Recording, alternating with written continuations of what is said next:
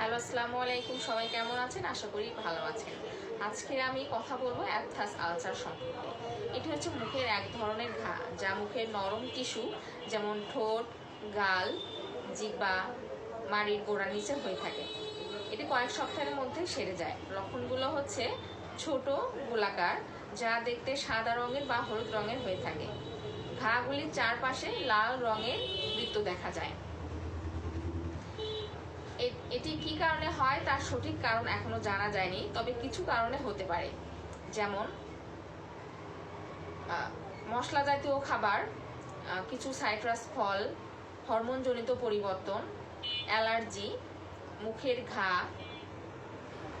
মানসিক চাপ, দাঁতের ধারালো অংশ, পর্যাপ্ত ভিটামিন ও খনিজ পদার্থের অভাব। অনেক সময় রোগ প্রতিরোধ ক্ষমতা কমে গেলে এটি হয়ে থাকে। এটি সাধারণত কয়েকদিনের মধ্যেই সেরে যায়, তবে যদি না সেরে যায় অবশ্যই ডক্টরের পরামর্শ নিতে হবে।